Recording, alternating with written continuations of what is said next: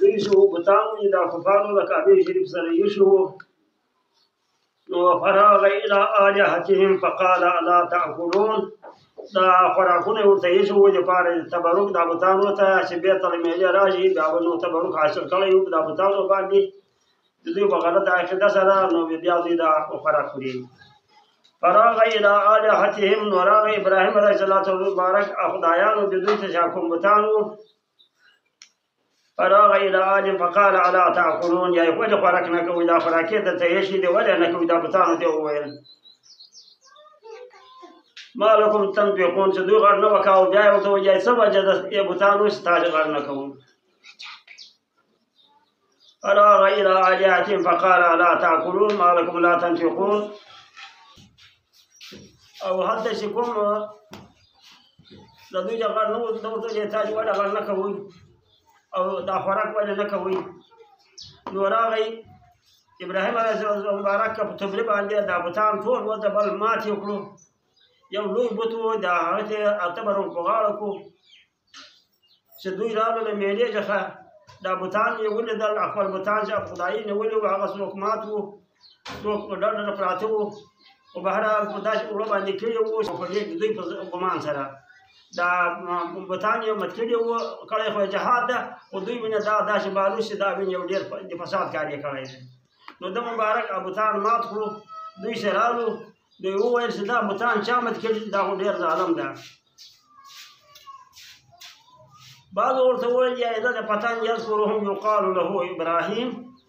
یو ظلمی ده یو ځای ده چې نوم یې ابراهیم ده هغه به دا بتان بد یادول دا کار به هغه کړی وي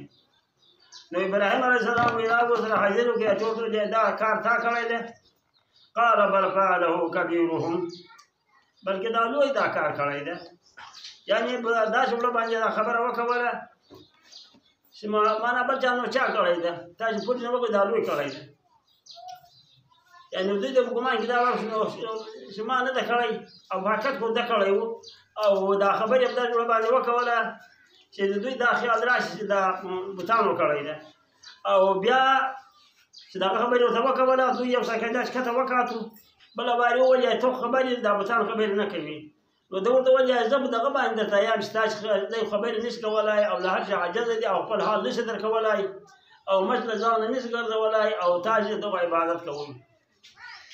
چې دوی باندې دلیل ودرېدو او دا زړه ته ولوېدو چې دی خو د خدای عاشق ده او مسلمان ده او موږ د بتانو عبادت کوو او بتان خبرې هم نشي کولی او خپل حال هم چاته نشي ویلی او له ځانه یو شی هم نشي دفع کولی دوی وویل چې فالقوه فی الجحیم یو لوی اور بل کړي او په اور کې واچوي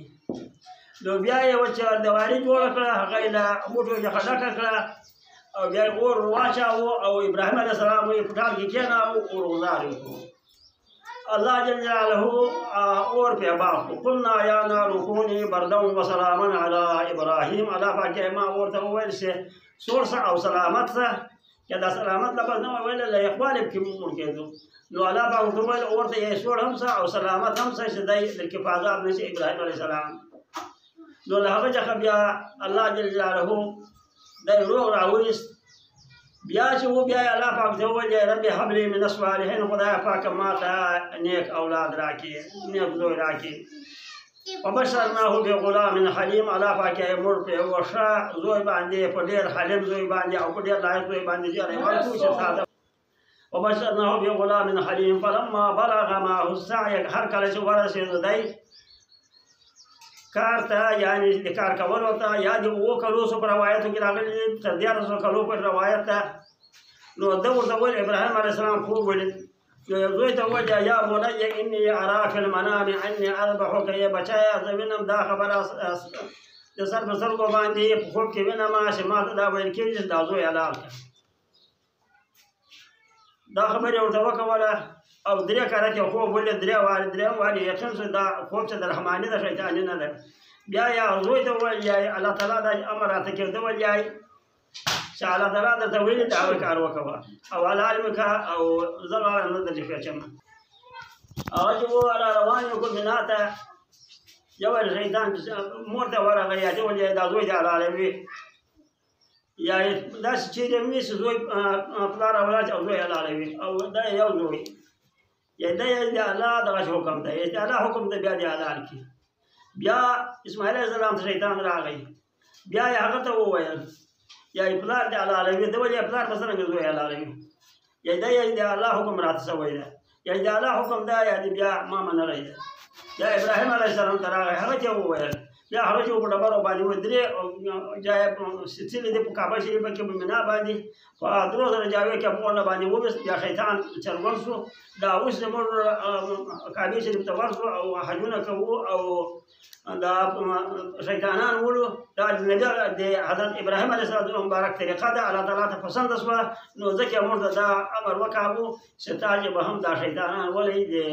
عید په ورځ باندې او بل څه ده بیا نو دا امتحان پرسو نو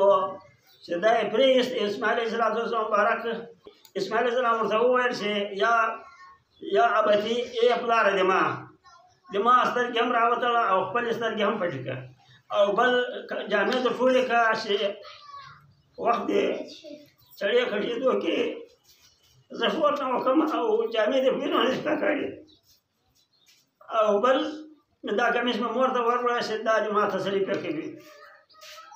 دا بل شیطونه ورته وکول ابراهیم علیه السلام پرېیست او خپلې سترګې هم پټې کړې او دا یې هم پړ مخې پرېیست وطن له للجبین په تندي باندې پړ مخې پرېیست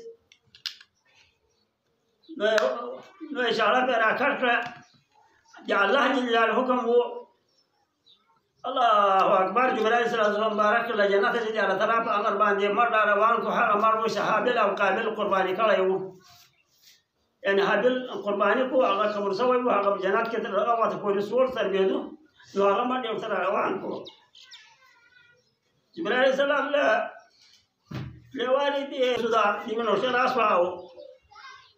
هم دې وایي د الله تعالی چې باندې زه امر شوی یم هغه شی پرس و یعنې زوی مې حلاله و او زوی مې حلال کړو چې سترګې رڼې کړې مړ حلال کړو او زوی ورته ناست ده نو الله جل جلاله په خپلو دوستانو باندې داسې سخت امتحانونه ورولي او بیا هغه چې دا قرباني الله تعالی ته پسنده شوه په موږ ټولو امتیانو باندې په ټولو خلکو باندې دا امر ده په مسلمانو باندې چې تاسې به د عید په ورځ باندې قرباني کوي